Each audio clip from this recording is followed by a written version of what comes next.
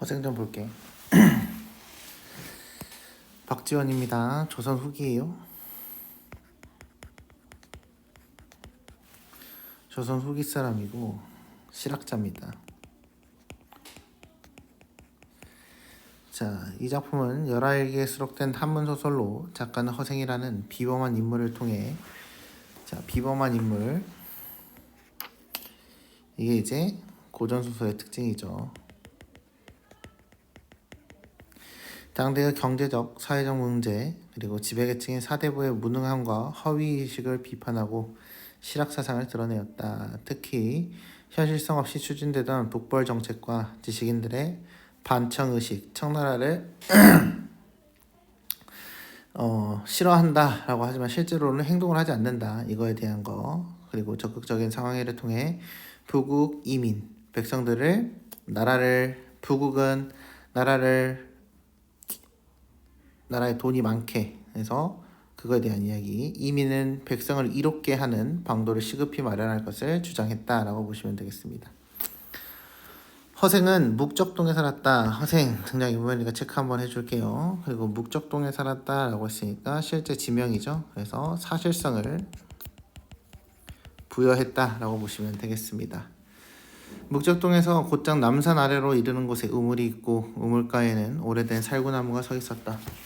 살구나무가 향해서 살인문이 열려 있었고, 그래서 살인문은 지금 화면에 보이시는 이 부분을 살인문이라고 한다라고 보시면 되겠어요. 몇 칸 안 되는 초가집은 비바람도 제대로 가리지 못했다. 그래서 가난하다라는 걸 알 수 있죠. 그러나 허생은 독서를 좋아하고, 그래서 독서 이 부분이 선비에 대한 이야기. 그의 아내가 삭바느질을 한다. 그래서 아내가 뭐라고 했어요? 돈을 벌고 있어요. 겨우 입에 풀칠을 하고 살았다. 하루는 아내가 배가 몹시 고파서 눈물을 흘리며 임자는 평생 과거에 응시하지도 않으면서 책을 읽어서 무엇하려고 그러시오? 라고 하니 허생이 웃으며 말했다. 내가 책을 읽는 것이 아직 미숙해서 그렇다오. 그렇다면 장인밭이 일이라도 하지 그러오. 장인밭이 일은 본래 배우지 못했으니 어찌 하란 말인가? 그럼 장사가 있지 않습니까? 뭐예요? 돈 아무것도 안 벌고 있으니까 뭐라도 해라 라는 이야기입니다. 그래서 무능한 사, 그래서 이거는 이제 양반 계층의 비판이라는 내용이고요. 그 다음에 장인밭이 공, 우리가 흔히 말하는 대장장이 이런 것들에 대한 이야기, 장사, 상에 대한 이야기. 그래서 고전 소설에서는 이제 보통 후기에서 옛날 양반전 했었으면 알겠지만 사, 농, 공, 상, 이 네 가지의 직업 분류가 있었죠. 그래서 사는 선비, 농은 농민, 그 다음에 공은 장인, 상은 장사에 대한 이야기다라고 보시면 되겠습니다. 자, 장사야 본시 미천이 드는 법인데 어찌하란 말인가? 미천은 이제 종잣돈이라고 해서 장사에 필요한 금액.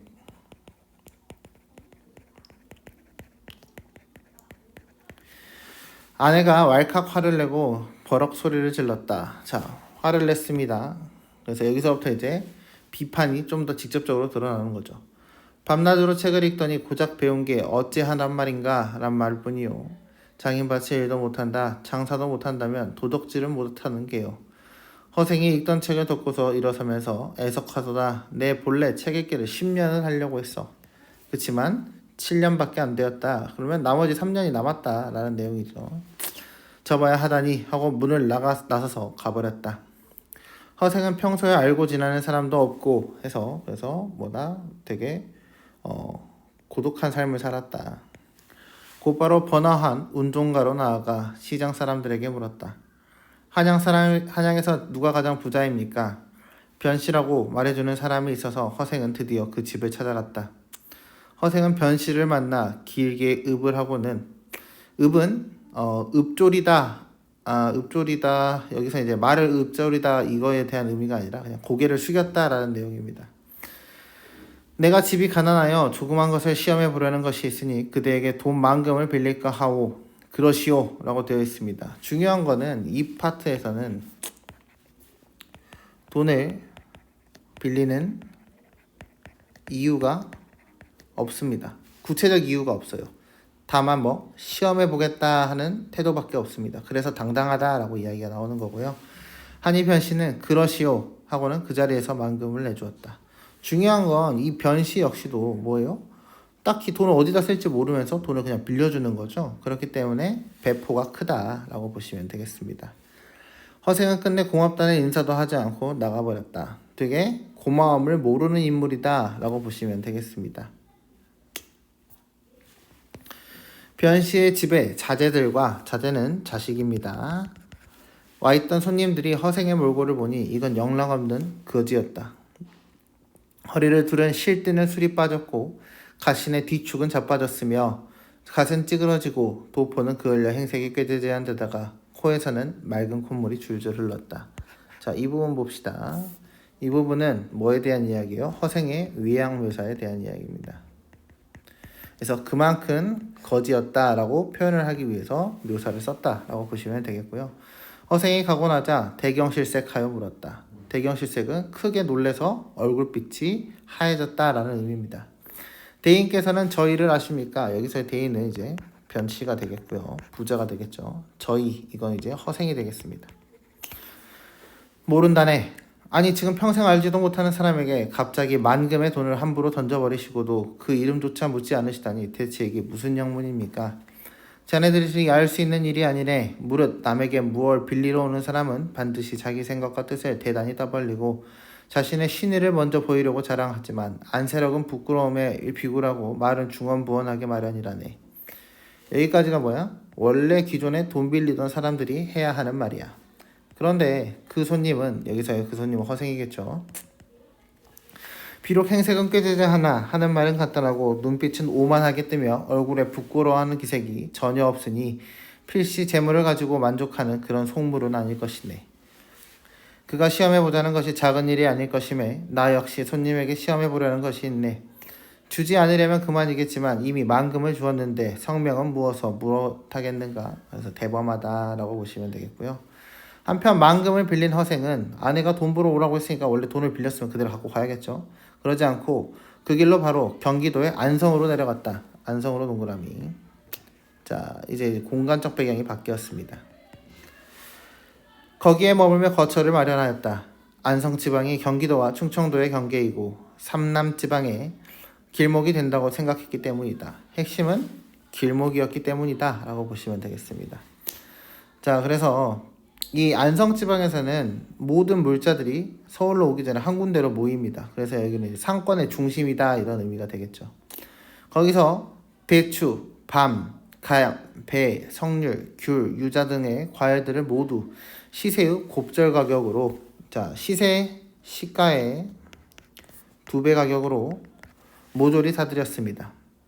허생이 과일을 사재기 하는 바람에 나라 안에서는 연회를 열거나 제사를 지낼 수 없었다. 얼마 지나자 허생에게 곱절의 가격으로 팔았던 장사치들이 도리어 10배의 가격으로 되사게 되었다 라고 되어 있죠. 자, 그래서 이 부분이 뭐냐면 한 명이 사재기가 가능한 그 형편없는 경제력에 대한 이야기입니다. 그래서 이 사재기를 했더니 이제 수요가 공급을 따라가지 못해서 10배의 가격을 주고 살 수밖에 없었다. 그래서 이제 경제가 작고 취약하다라는 포인트가 되겠습니다. 허생이 한숨을 쉬며 탄식하였다. 겨우 만금으로 한나라를 휘청하게 만들었으니 나라의 경제 규모를 짐작할 만하다라고 되어 있습니다. 그래서 여기서 이제 연회와 제사와 같은 허례허식이라고 되어 있는데요. 이 허례허식은 위에서 설명했던 아까 사드렸던 대추, 밤, 감, 석류, 귤, 유자 이것들이 바로 그 제사에 쓰이기 때문이다라고 보시면 되겠습니다. 허생은 다시 칼, 호미, 배, 명주, 솜을 사가지고 제주도로 들어가서 그곳에 말총을 다 거두어 들었다라고 되어 있습니다. 자, 이때 말총은 이제 우리가 사람이 머리통이 옛날에 이렇게 있죠.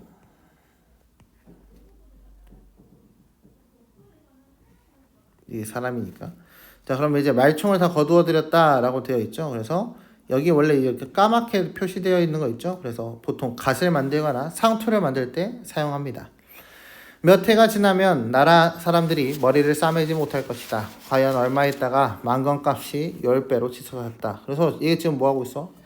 앞에서 그 허례허식에 필요한 것들을 사재기를 했고, 다음엔 말총을 사재기했습니다. 허생이 늙은 뱃사공을 찾아서 물었다. 뱃사공 등장인물을 체크 한번 해주고요. 바다 밖에서 사람이 살만한 빈섬이 있던가? 빈섬의 체크. 빈섬을 찾는 이유가 있겠죠. 있었지요. 언젠가 태풍에 표류하여 곧장 서쪽으로 사흘 가서 한밤중에 어떤 빈섬에 닿았습니다. 따져보니 중국의 사문과 일본의 장기도의 중간쯤 될 겁니다. 그래서 이 빈섬은, 그러면 여기서 말하는 이 빈섬은 무역의 중심지가 될 수 있다라고 볼 수도 있겠습니다. 꽃나무가 절로 피며 과일이 절로 익었고 사슴들이 떼를 지어 다니고 물고기는 사람을 봐도 놀라지는 않습니다. 라고 되어 있습니다. 그래서 허생이 크게 기뻐하며 자네가 나를 그곳으로 데려다 준다면 부귀를 함께 누리게 해줌세 하니 사공이 그 말에 따르기로 했다. 드디어 바람을 타고 동남 방향으로 들어가서 섬에 들어가게 되었다. 허생은 섬의 높은 곳에 올라서 사방을 둘러보고는 실망하며 탄식했다. 자, 그래서 첫인상은 어땠다? 실망하면서 탄색했다. 땅이 고작 천리가 못되니 무슨 큰일을 할 수 있겠는가? 자, 그래서 땅이 좁아서 큰일을 하기 어렵다라고 이야기를 하고 있죠. 땅은 기름지고 샘물은 달콤하여 그저 돈 많은 늙은이는 될 수 있겠구먼. 그러자 사공이 물었다. 텅 빈 섬에 사람이라고는 없는데 도대체 누구와 함께 살아간다는 말이시오? 덕만 있다면 사람이란 절로 모이게 마련이네. 덕이 없을까 걱정해야지 어찌 사람이 없음을 근심하겠는가? 라고 되어 있죠. 자, 이렇게 1번처럼 여기 체크된 부분처럼 여기 보시면 논어 2인편에 덕불 고필 유린 덕이 있는 자는 고독하지 않을 바지 따라하겠다 비롯한 말이다 라고 되어 있죠. 이런 게 이제 바로 무슨 말이에요? 현학적 태도다. 본인이 배운 것, 지식을 자랑에 대한 이야기다 라고 보시면 되겠습니다. 그때 전라도 변산반도에는 도적 숫던체가 우글거리고 있었다. 그때 이 부분이 이제 중요하죠. 자, 이 부분이 중요한 이유는 우연성에 대한 이야기입니다. 고전소설의 특징 우연성인데 이 우연성은 때마침 바로 그때라고 하면서 어떠한 사건 전개에 필요한 필수적인 요소들이 우연적으로 이렇게 등장하게 된다라고 보시면 되겠습니다. 도적대에 동그라미 칩시다. 수천이 우글거리고 있었다. 그 지방의 고을과 군에서 군조를 풀어서 체포하려고 했으나 잡을 수가 없었다. 도적대도 감히 나돌아다니며 노략질을 함부로 할 수가 없어서 바야흐로 굶주리며 허덕였다. 허생이 도적의 소굴로 들어가 괴수를 달랬다. 1000명이 천금을 털어서 나누면 한 사람 앞으로 얼마의 돈이 돌아가는가? 한 사람에 한 양씩 돌아가지요. 자네들에게 아내가 있는가? 없답니다. 가진 밭대기라도 있는가? 도적들이 코웃음을 쳤다. 아니, 밭이 있고 아내가 있다면 무엇 때문에 괴롭게 도적이 된단 말이요? 라고 되어 있습니다. 그래서 이 부분이 이제 평범한 양민의 삶을 살지 못해 도적이 되었다라고 하는 포인트인데 이 부분이 이제 뭐예요? 궁핍한 백성이 많았다라는 내용으로 이해를 하시면 되겠습니다. 자네들이 그렇게 잘 안다면 어째 장가를 들지 않고 살아내림을 장만하고 소를 사서 밭을 갈 생각을 하지 않는 겐가? 그리 되면 살아서 도적놈이란 이름도 없을 것이고 집에 살면서 부부의 즐거움도 있을 것이며 나돌아다녀도 관에 붙잡힐 연료가 없을 것이고 길이길이 의식의 풍요로움을 누릴 수 있지 않겠습니까? 라고 이야기를 하고 있습니다. 자, 여기서부터 여기까지는 또 뭐에 대한 이야기냐면 일반 백성의 상황을 모르는 사대부의 모습이다 라고 해석을 하셔도 되겠습니다. 어찌 그런 생활을 원하지 않겠습니까? 다만 돈이 없습니다. 허생이 웃으며 말했다. 자네들이 명색 도적질을 하는 도둑놈이란만 어찌 돈 없다는 걱정을 다 하누. 내가 자네들을 위해 돈을 마련해 줄 것이네. 내가 해결책을 줄게. 내일 바닷가를 바라보게나. 바람에 붉은 깃발이 펄럭이는 배가 모두 돈을 실은 배일 터이니 어디 자네들 마음껏 한번 가져가 보게. 허생이 도적들과 약조를 하고 떠나자 도적들이 모두 미친놈이라고 비웃었다. 그래서 이 부분이 이제 허풍이다 라고 허세라고 생각을 했다 라고 이야기를 하고 있습니다. 다음 날이 되어 바닷가에 허생이 돈 30만 냥을 신고 나타나자 모두 크게 놀라 허생에게 줄을 지어 절을 하였다. 자, 그래서 뭐 뒤에 봅시다. 오직 장군의 명대로 따르겠소이다. 있는 힘대로 지고 가게나. 그리하여 도적들이 돈을 짊어졌으나 한 사람마다 고작 100금을 넘지 못하였다. 자, 허생이 너희들의 힘이란 게 고작 100금을 들기에도 부족하거늘 어찌 도적질이라도 변변히 할 수 있겠는가? 지금 너희들은 비록 평민이 되려고 해도 이름이 이미 도적명부에 올라가 있으니 어디 갈 곳도 없을 것이다. 자, 그래서 이 부분은 이제 필연성이다 라고 되어 있죠. 그 이유가 이제 얘네들이 허생을 따라서 어디 섬으로 들어가야 하기 때문입니다. 내가 여기서 너희를 기다릴 터이니 각자 100금씩 가지고 가서 아내를 얻고 소 한 마리씩을 장만해 오너라. 한마디로 가족을 구성해오고 그 다음에 농사를 지을 수 있는 소를 가져와라 라고 이야기를 했습니다. 군도들이 모두 좋다고 승낙하며 흩어졌다. 그동안 허생은 2,000명이 한 해 동안 먹을 양식을 장만하여 그들을 기다렸다. 도적들이 기한한 날짜에 모두 도착해 뒤에 처진 사람이 하나도 없었다. 드디어 모두 배에 싣고 빈 섬으로 들어갔다. 허생이 도적을 모두 쓸어가자 나라 안에서는 도적 걱정이 없어졌다. 자, 봐봐. 원래는 이 도적 걱정을 누가 해야 돼? 나라에서 해줘야 돼. 나라에서 해결책을 제시했어야 된단 말이야. 근데 나라에서 해결한 게 아니라 뭐야? 일개 허생 한 명이 이 걱정을 없애줬죠. 그렇기 때문에 지배층의 무능함을 비판했다라고 이야기를 하고 있습니다. 한편 섬으로 들어간 허생과 도적들은 나무를 찍어서 집을 짓고 대나무를 엮어서 울타리를 만들었다. 땅 기운이 온전하다 보니 온갖 곡식이 심는 대로 크고 무성하게 자라고 김을 메고 장기질을 하지 않아도 한 줄기에 9 이삭이 달렸다. 3년 먹을 식량을 비축해 두고 나머지는 모두 배에 싣고 장기도로 가서 팔았다. 장기도는 일본에 속한 고을 밑줄. 자, 그래서 어디 일본과 무역을 했다라는 이야기고요. 31만 호, 여기서의 31만 호는 지부수입니다. 31만 가구가 사는 큰 지방인데 바야흐로 큰 기근이 들어있었다. 이것도 뭐예요? 우연성에 대한 이야기입니다. 왜? 이 큰 기근이 들어있어야지만이 뭐 할 수 있어? 나머지 식량들을 팔 수 있기 때문인 거죠. 그리하여 굶주린 사람들을 진율하고 100만 냥을 얻게 되었다. 자, 아까 30만 냥 갖고 왔어. 이제 100만 냥을 얻어서 돈 더 벌었지. 허생이 탄식하면서 이제야 나의 자그마한 시험을 마치게 되었구나. 자, 여기서 이제 자그마한 시험은 내가 돈을 벌 수 있구나. 이거에 대한 이야기입니다. 남녀 2,000명을 모아놓고 명을 내렸다. 내가 처음 너희들과 이 섬에 들어올 때 계획으로는 먼저 너희들을 풍부하게 만들어 놓은 다음 따로 문자를 만들고 의관 제도를 새로이 제정하려고 하였느니라 라고 되어 있습니다. 그래서 여기서 문자는 문명에 대한 이야기다 라고 보시면 돼요. 그래서 나라 건설에 대한 이야기다 라고 보시면 되겠고요. 이 의관도 옷에 대한 이야기입니다. 의복에 대한 이야기예요. 그래서 문화에 대한 이야기라서 이것도 문자 이렇게 해석하시면 되겠습니다. 그런데 여기 땅이 좁고 내 덕이 얇으니 나는 이제 여기를 떠나련다. 아이들이 태어나 숟가락을 잡게 되면 오른손으로 잡도록 가르치고 하루라도 나이가 많은 사람이 먼저 먹도록 양보하게 하라. 자, 니은에 해당하는 부분은 장유유서입니다. 그래서 윗사람과 아랫사람에 대해 순서가 있다. 그래서 이거는 이제 보통 우리가 흔히 말하는 유교적 관점이다 라고 보시면 되겠습니다. 그러고는 다른 배를 모두 불살라버리고 나가는 사람이 없으면 들어오는 사람도 없을 테지 라고 했습니다. 이 부분은 이제 고립을 시켜버린다 라는 이야기죠. 은자 50만 냥을 바닷속에 던지며 바다가 마르면 얻는 사람이 생기겠지. 100만 냥이나 되는 돈은 나라 안에서도 놓아둘 곳이 없거늘 하물며 이 작은 섬에서야. 그래서 돈이 많이 필요가 없다라고 이야기를 하고 있고요. 그를 아는 사람은 모두 배에 실어서 함께 섬을 빠져나오며 이 섬의 화근을 없애려 한다. 그러면 화근은 재앙의 근원이 된다라는 이야기고요. 여기서의 화근이 바로 뭐야? 글이었다라고 보시면 되겠습니다. 그래서 이제 글을 아는 사대부들이 양반층에 대한 비판인 거죠. 조선시대이기 때문에 글을 아는 게 양반들. 그래서 양반들이 백성을 착취한다. 그래서 이게 화근이다라고 이야기를 하고 있어요. 무트로 나온 허생은 여기서의 무트는 다시 이제 내륙에 대한 이야기입니다. 나라 안을 두루 돌아다니면서 가난하고 의지할 곳이 없는 사람들을 구제하였다. 돈을 그렇게 써도 아직 은자 10만 냥이 남았다. 이 돈이면 변씨에게 빌린 돈을 갚을 수 있겠군. 허생이 변씨를 찾아가서 보고는 나를 기억하시겠습니까? 하고 묻자 변씨는 깜짝 놀랐다. 그대의 얼굴이 조금도 나아지지 않는 것을 보니 라고 되어 있습니다.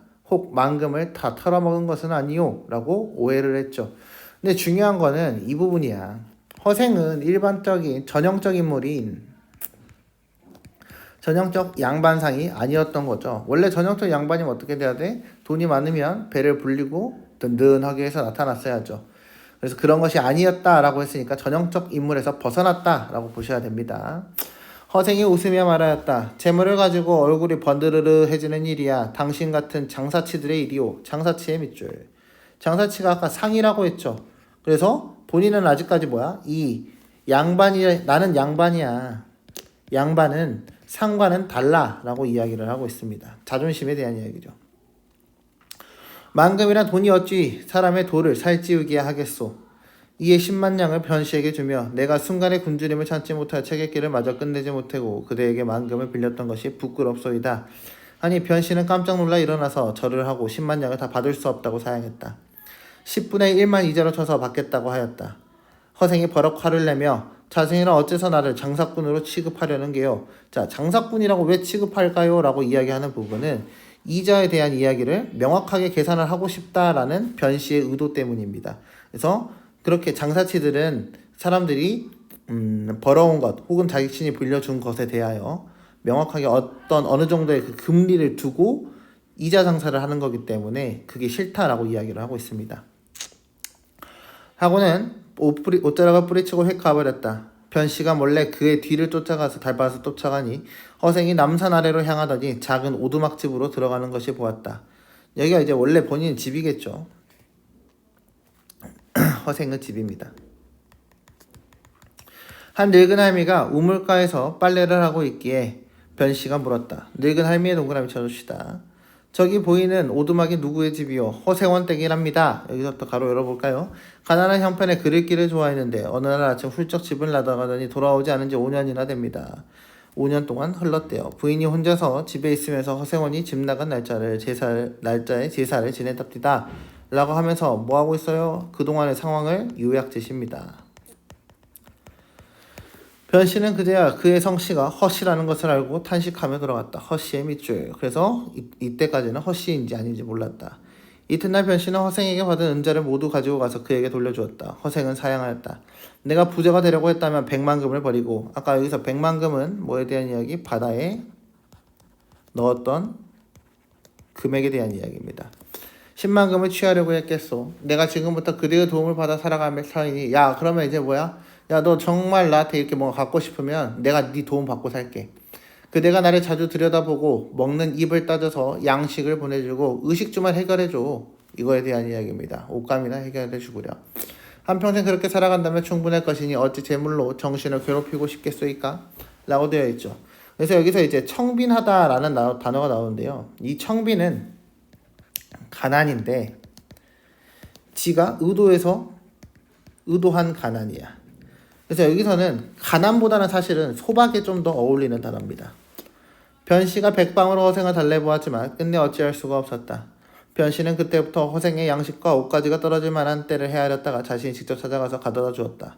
그러면 허생도 흔연히 받아들였고 만약 조금이라도 많으면 언짢아 하면서 그대는 어찌 내게 재앙을 안겨주려는 것이요. 재앙. 그래서 아까 앞부분에서는 글이 바로 화근이었다. 이번에는 뭐야? 재물에 대한 게 재앙이다. 욕심을 만들기 때문이다. 라고 이야기를 하고 있습니다.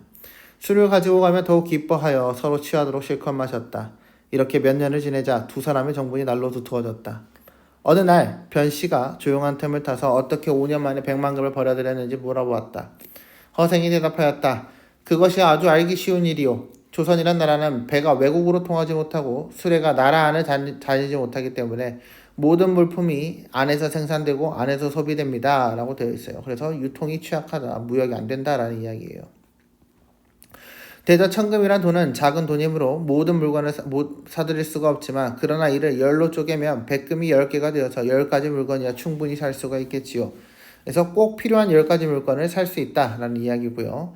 물건의 단위가 가벼우면 굴리기 쉽기 때문에 설령 한 가지 물건이 미친다 하더라도 나머지 9개의 물건으로 재미를 볼 수 있답니다.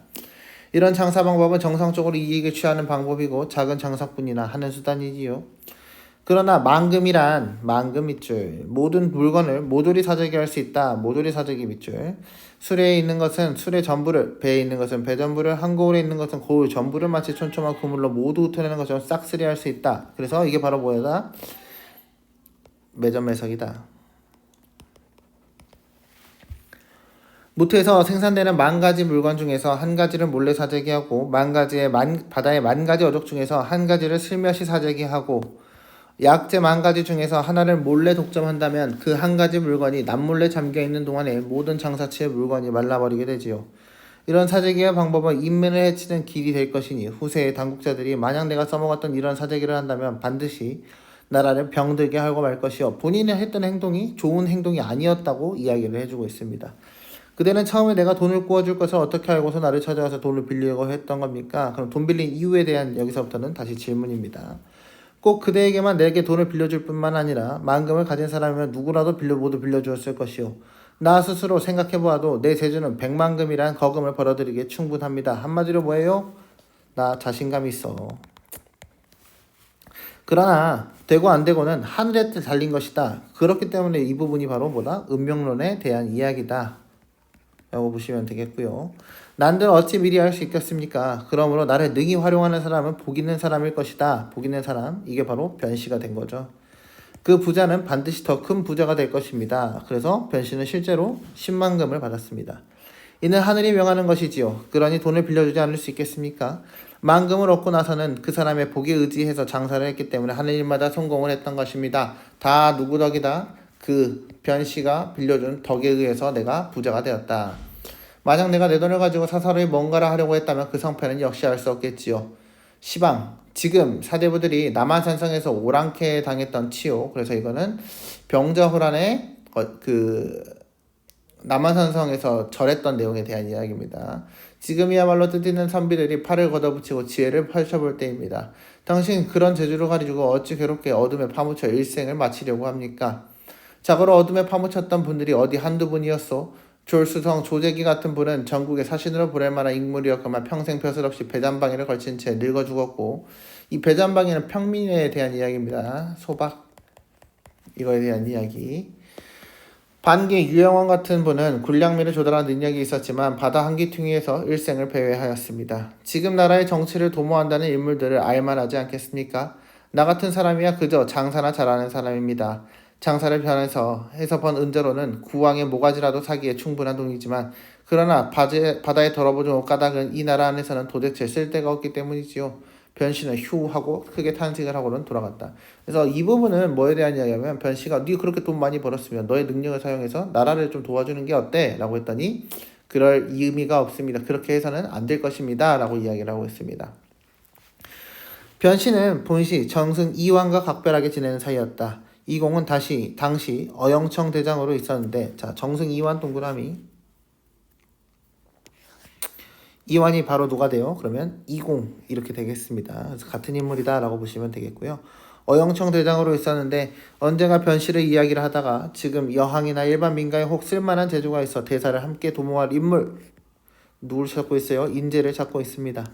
변씨가 허생의 이야기를 했더니 이공은 깜짝 놀라며 물었다. 기이한 일이로세. 정말 그런 인물이 있단 말입니까? 그래, 이름을 뭐라고 부르더디까? 소인은 그와 3년을 함께 지냈지만 여태껏 이름도 모르고 있답니다. 그는 필시 2인일 걸세. 신기한 사람일 걸세. 자네가 같이 가보도록 하세. 밤중에 이 대장은 아랫사람을 물리치고 변씨와 둘이 걸어서 허생의 집에 당도하였다. 변씨는 이공을 문 밖에서 기다리게 하고 혼자 먼저 들어가 허생을 만나보고 이곳에 찾아온 연유를 이야기했다. 이유를 이야기했습니다. 허생은 짐짓 못 들은 척했다. 못 들은 척을 했고요. 그만 자네가 차고 온 술병이나 이리 풀어놓으시게 술이나 먹자 하고는 서로 즐겁게 마셨다. 변씨는 이공을 밖에서 기다리게 해놓은 것이 민망하여 여러 차례 말을 꺼내보았으나 허생은 대꾸도 하지 않았다. 밤이 깊어지자 허생이 말했다. 손님을 불러도 되겠소. 자, 원래 밤이 깊어지자 허생이 말했다 라고 했어. 이 부분은 뭐에 대한 이야기냐면요.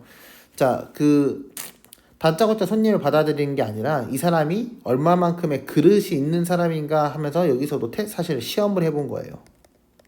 이완의 인내력을 테스트 해본 겁니다.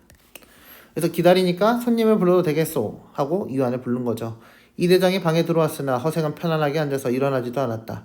이 대장은 몸둘 바를 모르고 엉거주춤하다가 겨우 나라에서 어딘 인재를 구하라는 뜻을 설명하였다. 그래서 편안하게 앉아서 이 부분도 마찬가지 시험에 대한 이야기다 라고 보시면 되겠습니다. 허생이 손을 내저으며 말했다. 밤은 짧은데 말이 너무 길어서 듣기 아주 지루하구만. 그래, 너는 무슨 벼슬을 하느냐? 어영청 대장입니다. 그렇다면 너는 바로 나라에서 신임받는 신하가 아니더냐? 내가 응당 제하에 숨어있는 와룡 선생을 청구할 터이니, 제하는 우리가 그 속세, 탈속에 대한 이야기입니다. 청구할 터이니 추천할 테니 네가 안경계를 상고처려를 할 수 있겠는가? 상고처려가 이제 이건 뭐야? 임금이 가서 일 좀 해주세요 하고 부탁을 할 수 있겠는가 라고 이야기를 하고 있습니다. 머리를 숙여 골똘히 생각하더니 한참 만에 대답했다. 어렵겠습니다. 그 다음의 것을 듣고 싶습니다. 어렵다고 이야기를 했어. 나는 그 다음이란 말을 아직 듣지 못했다. 이 대장이 그래도 굳이 묻자 허생은 말했다. 자, 일단 이 부분까지가 첫 번째 제시안이야. 해결책. 근데 뭐라고? 임금이 직접 가서 아련한 그 사람을 쓰라고 했단 말이야. 그게 이제 진짜로 나라에 인재가 필요한 것인가? 임금이 필요하면 그렇게라도 해서 데리고 와야 된다라고 이야기를 했던 거죠. 근데 그렇지 못한다고 했으니까 그런 것을 비판한다라고 보시면 되겠습니다. 이 대장이 그래도 묻자 허생은 말했다. 명나라 장군과 병사들은 조선이 예전에 입은 은혜가 있다고 여겨서 그 자손들을 떼놈의 나라에서, 여기서 떼놈은 청나라입니다. 몸을 빼어 우리나라로 많이 건너왔으나, 여기서 우리나라 이제 조선이죠. 이리저리 떠들며 홀몸으로 외롭게 지내고 있는 이가 많다. 네가 임금께 아뢰어 종실의 여자들을 뽑아서 두루 시집을 보내고 혼척과 공개들을 집을 몰수하여 그들의 살림집으로 내어줄 수 있겠는가? 라고 이야기를 하고 있습니다. 자, 이제 이 부분은 뭐에 대한 이야기냐면요. 원래 명나라를 섬기는 게 조선이었습니다. 조선이 명나라를 섬겼죠. 여기서 이제 명나라를 섬기면서 나온 개념이 바로 뭐야? 사대주의야. 이 사대주의의 개념이 나왔는데 명나라가 패망하고 청나라가 들어서게 됐죠. 그리고 우리는 청나라에게 똑같이 사대주의의 예를 지키기로 했습니다. 근데 기존에 청나라를 반대하던 기존에 있던 그 사람들은 청나라를 떼놈이라고 이야기를 부르고 청나라를 하대했어요. 그러면서 명나라를 지켜야 한다라고 이야기를 합니다. 근데 그 이유는 사실 이제 명나라에 대한 우리가 사대주의를 펼쳤던 배경에는 임진왜란이 좀 겹쳐 있습니다. 그래서 임진왜란이 우리를 도왔었다. 그래서 여기서 말하는 예전에 입은 은혜는 임진왜란에 대한 이야기입니다. 그러니까 이제 명나라가 망했는데 명나라 사람들은 조선으로 와가지고 힘들게 살고 있다. 그러면은 니네가 진짜 사대주의를 하고 명나라를 아직도 섬기려는 마음이 있다면 그 사람들에게 시집을 보내고 잘 살도록 도와줘야 하는 것 아니냐라고 허생이 꼬집어 묻고 있습니다. 이게 바로 두 번째 해결책이었습니다. 그것도 어렵겠습니다. 아니 이것도 어렵다 저것도 어렵다 한다면 대관전 무슨 일이 가능하겠느냐? 아주 쉬운 일이 있으니 네가 능히 할 수 있겠느냐? 아주 쉬운 일이 있대요. 그래서 세 번째 계략을 알려줍니다. 대저 천하의 대의를 외쳐려면 먼저 천하의 호걸들과 사귀어 결탁하지 않고는 되지 않는 법이고 남의 나라를 정벌하려면 먼저 첩자를 쓰지 않으면 성공을 거둘 수 없는 법이다. 지금 만주족이 갑자기 천하의 주인이 되었으나 아직 중국을 완전히 손아귀에 넣어 친하게 지내지 못하는 형편이니 이때 조선이 다른 나라보다 먼저 솔선수범한다면 저들에게 신뢰를 받을 것이다. 뭔 말이야? 한마디로 청나라 편에서 좀 이렇게 일을 해보지 않을래? 라고 이야기를 하고 있습니다. 만약 당나라 원나라 때의 예전 일처럼 우리 자제들을 평나라에 파견하여, 자, 당나라 원나라 때 예전 일, 이게 이제 뭐예요? 옛날에 과거에 사례가 있었다. 우리도 그랬다. 청나라에 파견하여 학교에 입학하고 벼슬도 할 수 있게 하고 장사치들을 출입에 금하지도 말도록 저들에게 간청한다면 저들도 자기네에게 친근하게 해주고자 하는 우리를 보고 반드시 기뻐하며 이를 허락할 것이다. 이렇게 되면 나라의 자제들을 엄선하여 머리를 깎여 변발을 하게 하고, 변발은 머리가 앞동이가 없는 거예요. 앞에 머리카락이 없습니다. 변발을 하게 하고 오랑캐 복장을 입히고 선비들은 빈공과에 응시하고 일반 사람들은 멀리 강남까지 장사를 하게 만들어서 그들의 허실을 엿보고 한족의 호골도가 결탁한다면 천하를 도모할 수 있을 것이며 나라의 치욕도 쓰실 수 있을 것이다. 이게 바로 세 번째 계책입니다. 한마디로 뭐야? 먼저 청나라 가서 거기 문물을 배워와. 그래서 우리가 옛날에 당나라도 그랬고 그 다음에 원나라도 그랬던 것처럼 우리 그때 이제 우리 주권을 회복하자라고 이야기를 하고 있습니다. 찾지 못하면 천하의 제후들이 인솔해서 하늘의 임금이 될 만한 사람들을 청구하여 잘만 되면 대국의 스승이 될 것이며 못되어도 성씨가 다른 제후 국가 중에서 제일 큰 나라로서 지위를 잃지 않을 것이다. 그래서 되게 현실적인 해결책입니다. 이 대장이 낙심하고 허탈해서 말했다. 사대부들이 모두 예법을 삼가 지키고 있거늘 누가 기꺼이 머리를 깎고 오랑캐 옷을 자 그래서 머리카락을 지키고 있기 때문에 못해요 라고 하니까 이게 바로 뭐야? 허례허식에 대한 이야기예요. 허생이 대갈일성하며 여기서 이제 분노에 차왔습니다. 도대체 사대부라는 게 뭐 하는 것들이냐? 오랑캐 땅에서 태어난 주제에 자칭 사대부라도 뽐내고 있으니 이렇게 어리석을 때가 있느냐? 입는 옷이란 모두 흰 옷이니 이는 상복이고 하얀 옷은 뭐다? 상복이다. 머리는 송가처럼 뾰족하게 묶었으니 이는 남쪽 오랑캐. 남쪽 오랑캐는 일본 것이다 라고 이야기를 하고 있습니다. 방망이 상투 이건을 무슨 놈의 예법이란 말인가? 번호기는 원한을 갖기 위해 자신의 머리를 아끼지 않아 내주었고 무령왕은 자기 나라를 강하게 만들기 위해 오랑캐 복장하는 것을 부끄럽게 여기지 않았다. 그래서 얘네처럼 우리도 해야 한다 라고 이야기를 하고 있습니다. 지금 명나라를 위해서 복수를 하고자 하면서도 그까지 상투 하나를 아까워한단 말이냐. 장차 말을 달려 칼로 치고 창을 찌르며 활을 당기고 돌을 전자하는 판에 그따위 너풀거리는 소매. 자 이게 바로 뭐야? 실용적이지 못하다는 이야기야.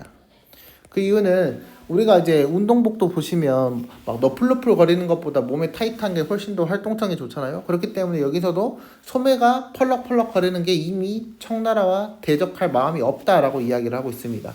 그걸 자기 딴의 예법이라고 한단 말이냐. 내가 처음에 너에게 세 가지 계책을 일러주었거늘 뭐였어요? 첫 번째는 뭐 임금이 직접, 두 번째는 뭐 명나라를 그렇게 생기면 명나라 애들을 잘 시켜줘라. 세 번째는 뭐 청나라의 스파이로 들어가서 열심히 해라.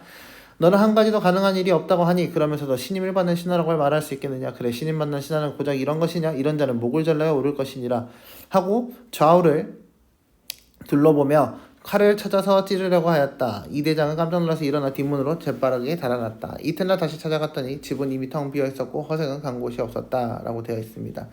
그래서 여기서 이제 허생은 기존의 고전소설과는 다르게 약간 열리견반이다 라고 보시면 되겠고요. 원래 고전소설의 특징에 뭐 있었어요? 권선징악이 있었죠. 근데 이 글에서는 권선징악이 없다. 이런 것까지 같이 이해를 하고 계시면 되겠습니다. 이렇게 하면 허생전 설명은 끝났고 115쪽 그리고 뭐 116쪽 그 다음에 117쪽 118쪽 이런 것까지는 한번 쭉 읽어보시고 119쪽까지 읽어보시면 좋겠습니다.